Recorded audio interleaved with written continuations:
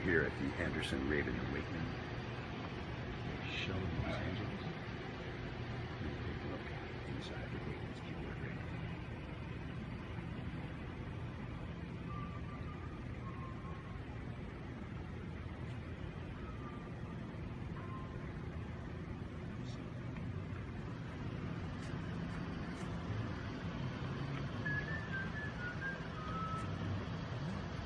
Welcome to my world.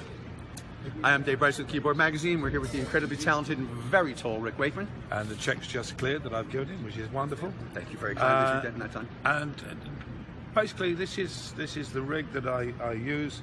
Basically, how it works is I always have this configuration. I've had this configuration now for about 15 years. But what we do is, according to whatever show it is, or whether it's one of my shows, or a Yes show, or another band show, we select the instruments that we're going to use from our collection at the store. So we look at the music we're going to play, and we look at what is going to be most ideal for us to use sound-wise, what to create, and also lengths of keyboards and touches, because the touch is very important depending on what you're actually doing. So there are a few instruments that will always remain, that will always be there. The mini modes to either side. I have 9 of them because they basically they need quite a bit of love. We've got a wonderful guy called Tim Warhead in South London who works very hard at keeping them all afloat for me. We've got 4 out here on the road, and we are, after 10 weeks, down to the last 2. So when they get back, they'll go off to be serviced, and then they'll be rotated with the next lot. But they do remarkably well, considering they were never ever meant to be thrown around on big tours in cases. I mean, Bob Moog, who was one of my dearest friends, was always amazed that they survived like they did. So they remain static. The Kronos, which I love, we've got 2. I think they're just an amazing instrument. Replace the O1Ws you've had for a while. Yeah, I mean, although amazing enough, the O1W Pro X, I still use a lot because it's got some sounds on it which all developed from the original, from the M1 and then the T1 and various things. It's got some sounds that really are still very unique to that instrument. You know, so we do drag it out occasionally, but not very often. But the Kronos we love. I mean, it's just, they do everything that it says on the tin plus more, so we're really pleased with those. The V-Synths down here, what a great tool. We always look for things that can do things that other instruments can't do. We try not to replicate. It's very easy to stick a whole load of a very similar make or a very similar thing. But then all you're doing is sort of replicating all the time. So we always look for different things and different sounds of things that we want to do. And this is, I think, an instrument. A lot of people, it sort of missed the net a bit with a lot of people. A lot of people didn't realise what it was and what they could do with it. I think they thought it was a keyboard instrument. Certainly and it's not. It's really a sound mangling device that happens to have keys that you can use to trigger. We rarely use it as a standalone. But we've re-edited a lot of the sounds and the things to use with other re-edited sounds and things that we play around with.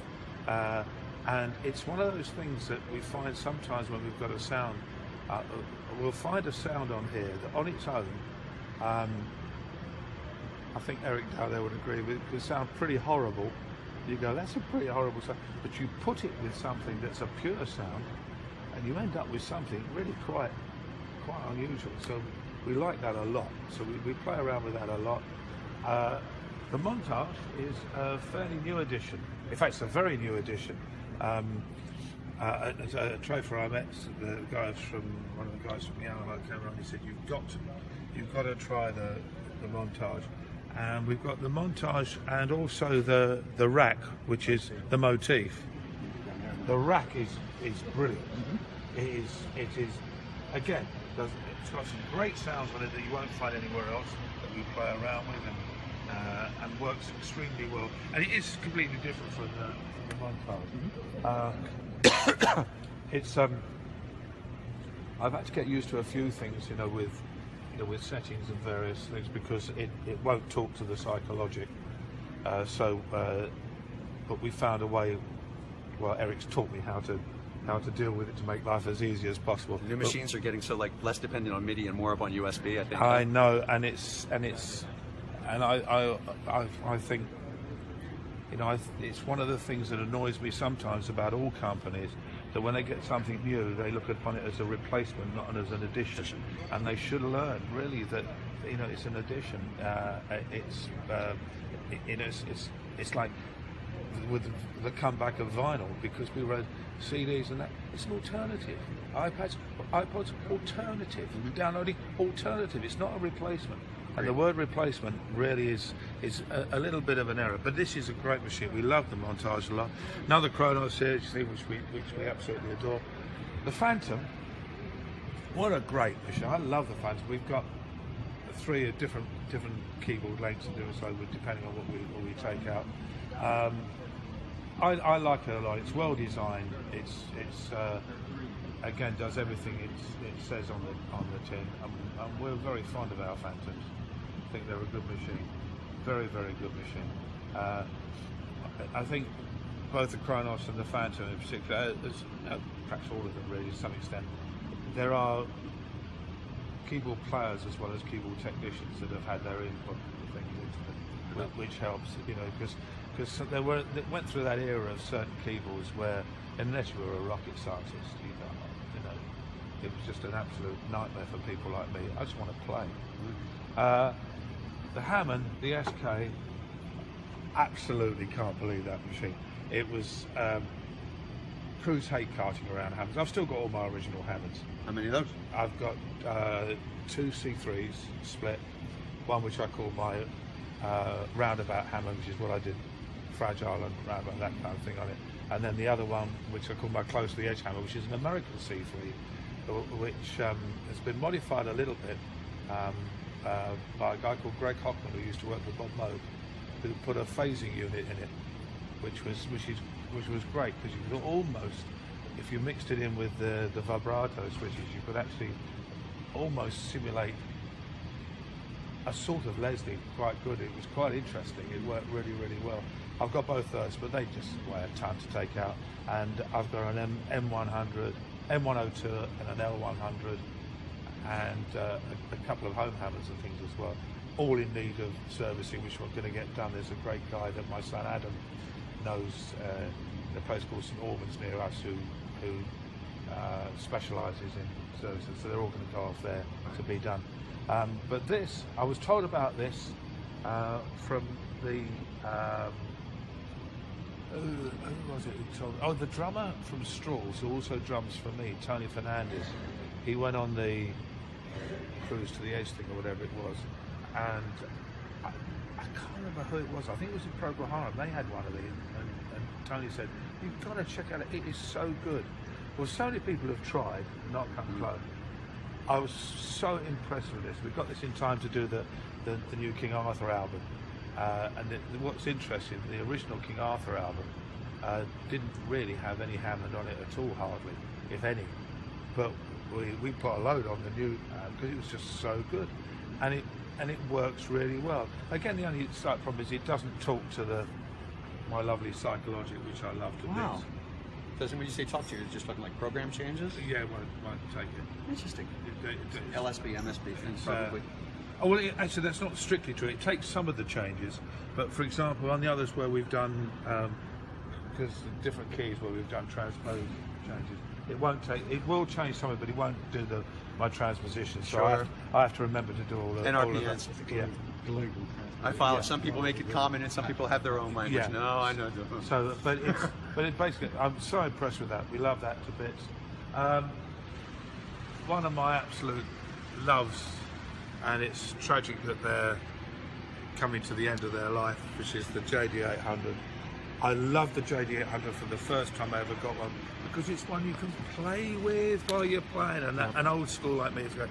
But as you probably well know, they all eventually suffered from something that I've been told is red glue, which obviously nobody knew at the time. Yeah. We've got 2 of them, and basically at the moment we can only use them for to be emitted from, because they have huge. They have ridiculous problems. This one, certain notes you play decide to play other notes as well, which is. That's not just a key bus thing. No,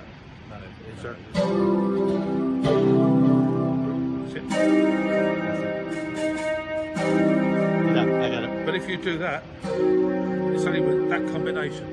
Not it. That's freaky. A different inversion of that. Won't do it. A different inversion. Yeah, look. Yeah. I got rid of mine to get the rack. Because the rack has that extra filter too. It has and it has better architecture, but then you don't. I mean, I'd like to get hold of a rack. Actually, I really would like. The 990 is it's great. And as I said, there's this whole other filter and whole other architecture in there that takes it up to the Keep next your level. eye out on eBay for us, will you? Because is it the 999? JD 990. 990. Yeah. Keep an eye out for us, Fabulous. Gary. 350, 400 bucks, you'll be fine. It was Eric who found us another psychological I rely on. Just what we found, which is brilliant. Yeah. But there's there is a keyboard which we've got coming, indeed, haven't we? Oh yes. That is that will do what this does. The System 8? The X8, the JDX8. Oh, yeah. Okay, sure. So we've got Not a System 8. No. So we've got those coming, and these will just end up as they'll probably end up in the studio to be used MIDI-wise of various things. But it's got a nice keyboard. I used to do a lot of solo stuff on them because there was a certain nice keyboard sound, and it was different the feel for the mini Moog. So always have the two in close proximity, so I could play them, and they work really well. So I really enjoyed that. And this little baby, the Mematron, got two of those. I just love them to bits. I mean, after the ceremonial burning of my old Melotrons, when I just finally had enough. Although we still have all the tapes, don't we? Did you actually burn them? One I did, yeah. It was a big bonfire, Guy Fawkes night in England. It was just a nightmare. There was just a nightmare to keep on the road. I'd walk on stage, there'd be tapes floating around all over the floor. Although we still have I've probably got about a dozen tape racks, haven't I, of the original racks for the Mellotrons. Still got all of those. There is someone said at one point in time during Tales, you actually had tapes of Yes vocals that you had inside the Mellotrons? There weren't Yes vocals, they were vocals. I did, because the original Mellotron you could only get sort of brass strings and flutes. Okay. And I made with different sounds about another 20 or 30 different sounds. I had choirs, I had different instruments come in and things. I've still got all the racks or all of those somewhere. But there's been some Mellotron, there's been some sample stuff done. I've never been really that impressed. And then I was introduced to this little German fellow, the Mematron, and my dear friend Eric there, Mr. Skeptical, when it first arrived, went, "Ooh." And then I came into the studio and went, very impressed. And we are impressed with them, Eric. Is it just doing the one set of tapes that's in there? Yeah. So it's because I've just gotten a 4000D recently, the one from Marcus. Oh, yeah. It's got 24-bit samples all the way out for each key, and there's new tapes and old Eric tapes. Eric will explain. We've got everything on this, haven't we? Really? He did. He took us on a little tour of it. To a tour, great. I mean, I love it to bits, and it's reliable. And the truth of the matter is, coming from the late 60s and early 70s, when nothing was reliable, if you finished a show with 50% of stuff working, was absolutely remarkable. As things have changed, what you need now with shows getting so complex, and what we have to play and what we have to do, reliability plays a massive part. So the instruments that were always your worry, which was the Mellotron and the minis used to be, but we've got the minis. We've run away, and Eric talks to them a lot. Make sure that they know that they're loved. Things. But then when I always miss the Mellotron sound. It was great, especially because you can have it on its own. You can mix it in with stuff, and it works really, really well. But until this came along, although having said that, there was a pretty decent string Mellotron sound on the Promega, the Gem Promega. And if anybody out there knows where I can get my Promegas serviced and brought back to working I will be very, very grateful. Ken Rich, maybe. Along with my Valdesta electric grand piano, which I think is a power supply, but it's not very happy. Brother Jack Hotop said to when I got a chance to talk to you, to ask you about a soprano voice that you had done for this. Yeah, that was. They might be using it actually, because what they did, and a couple of other companies. There was a company called G Media who did a lot of samples of various things, and they took a lot of mine tapes and things to make them from. So it's very possible that that's where that came. Because I know that they dealt with them to get a lot of their samples. Because I'm pretty certain a lot of those in there would have been my originals, the original tapes. The question that the people in my forum who knew that I was coming to see you, a couple of them who you've met on the road in the meet and greets, the one question that was overwhelming was how you approached the Tony K parts. You know, did you try and duplicate his sounds? Or did you just go in and say, "Here's the song, and I'm going to play what comes to me"? He basically played all of them. Right. So it was some hits. No. It wasn't difficult. I mean, I basically what worked. Hello, my friend. How are you feeling? Oh, I'll see you in a sec. The basically work on the. I've always worked on the principle. Yeah, if there's a theme or a tune that's going to be played, people want to hear it. But I work on the principle. Same we've worked with this show. Is obviously there's a lot of songs that Trevor wasn't on, a lot of songs that originally I wasn't on. We imagine, okay, we'll play the parts that are necessary, but you imagine you were in the band at the time. What would I have played? And that's what we do. So I play all my own stuff. And but if there's a certain theme that needs to be heard, then you play it. You're back. Yeah, I'm not into. I don't see the point. But the thing was with Tony was basically played the organ. I mean, I came in '71. I joined the band, so they'd only really affected the Yes album and Tony, which were all Hammond, really. It was all Hammond. There really isn't anything else on Yes album, is there? No, it's all Hammond. Huh? So it wasn't difficult to to sort of go, well, I'll do what I want, really. So that's never worried me. The same as Trevor with he doesn't, he does the parts that are important that Steve played, but the rest of it he does what he would have done if he was in the band, and it makes it does really work. Pieces don't lose it, they just add an awful lot more, which is great. Simply cannot wait. I've been out of my way not to see any of the tapes of the shows or any. Oh, okay. I'm saying tapes. You want to talk about another Oh, one? I know. But very quickly, just down here. Sure. Thanks. That little baby, I've had for God knows how many years, and it's just got some great, useful little sounds that we use. Talking about the Triton one, not the DR. Yeah. No, I'm talking about the X5DR. Oh, you are talking about the DR. Yeah. Well, I love that to bits. Got to get another one. They're very old now. Triton rack does a job. Again, it's got slightly different sounds and things for obviously being stepped back from the Kronos and things like that, so it does a good job. The motif we love to bits. What else we got down there, Eric? The XR. Oh, the XR. Phantom XR, which that works a treat. So just doing duplication for this, or is this all? It is a case. It's almost like a backup of that one where we could be like, oh, I like this sound, but I also need that keyboard to do something else. So we can then take that sound and have it coming out there instead. It's like having two of them. Is there a redundancy set up from there? A lot of people have this just in case something goes down. No. I didn't ask that question. No. There are a million things that could go wrong. Toilet paper, really. That's what it's And if called. any one thing goes, it's potentially show-stopping. Yeah, we don't talk.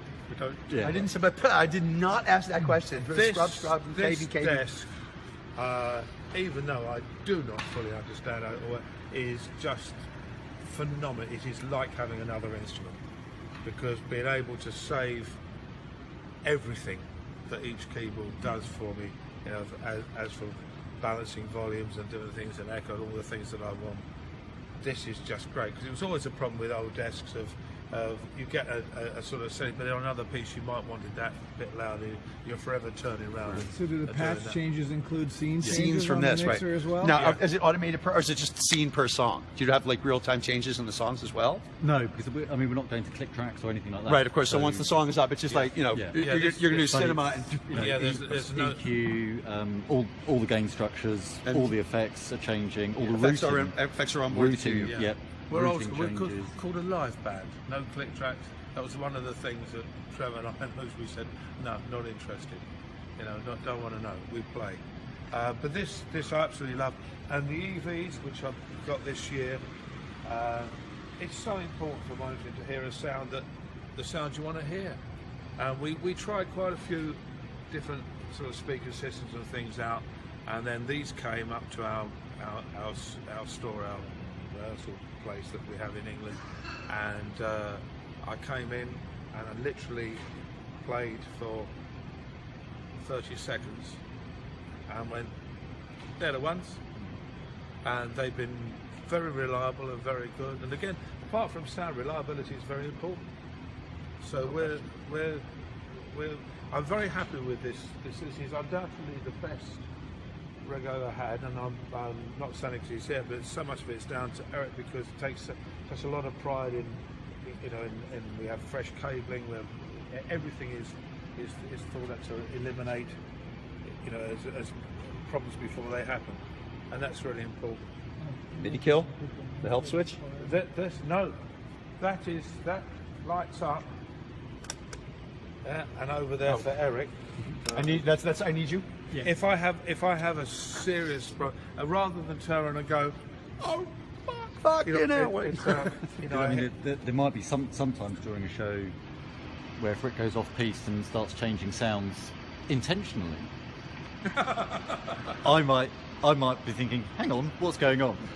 And so I would come running out going, is everything okay? And Rick would go, well, of course everything's fine. So by having the pedal, I now know if the pedal goes down. It's more used. I mean, for example, when we were at the yeah. O2, because Eric was miles away, you know, because I couldn't catch his eye or Yeah. something. But Eric normally susses it because you can hear the sound. Something's gone a little bit astray. There's been a funny spark somewhere. But certainly when we're in places where he's quite a long way away, you know, I can hit that. And but it's rare, isn't it? Mm. Well, I mean, we haven't used it. It's we rare. haven't used it on this I mean, tour we yet. have one agreement, though, that I won't do that. And then when it comes up, I go, can I have a cup of tea? I've also noticed that you've got no control other than, I'm guessing these look like they are just acting as sustain. They are sustained. So there's no modulation, no patch change, no nothing. All the patch change is handled Yep, here. absolutely. Any mod is either an aftertouch or on the wheels or anything. Real time old school. And any change that I make while I'm playing and things. That's what I do. Fabulous. That's how it works, and it works. It works for me. I feel it's very important. Whatever you do, you're comfortable. And I mean, the major problem, which Eric finds quite hilarious, is obviously when you're doing pieces. Sometimes if you haven't played it for like this, is a different setup to the one I had when I did the last Yes tour when we finished in 2005. So for the first days of rehearsals and for the first shows, I could often find myself standing in the position that I stood in 2005, and it's a completely different sound because you've moved everything around. So I might be going, piano? No, it's not. It's over here now. And so there would be part of which kept Eric amused on times. But that's what I was, because it's amazing what comes out of the old filing cabinet of what you did before. So you have to ditch all of that and get used to your new routing. And that's half the battle, isn't it, really? And a manner that still lets you be comfortable and be musical without having to be in that, I mean, into that digital I'm world. very happy. There isn't one move that I have to do from place to place that I feel, God, no, I wish I could find another way of doing it. It all works without a panic. So it's, mind you, it should be done. Is it 27 shows? Is it 20? So 29, isn't it? So, yeah. About 29. Which is like 30 shows in. So if I haven't got it bloody right now, I probably never will do. Excellent. Great. We want to let you guys know that this gentleman over here that we've been speaking with is Eric Jordan, that is kind enough to take us through the rig and just get us some of the fine points of this. And we want to thank Dr. Wakeman for taking the time. Doctor, I'm not a doctor. You should be. I'm a professor actually, but for what it's worth, I never use it. There you go. We're looking forward to seeing the show. Thank you so much for your time, sir. Brian May's a great friend of mine. He's a doctor, and he's doctor of astrophysics. But he said he still gets the old people who come out and they see he's known as Dr. Brian May, and they go, "Can you have a look at my leg?" And I said, if you're a professor, you don't have that problem, because nobody ever comes up to professor. Nobody really quite knows what it means anymore. But there you go. Give me some help with their homework.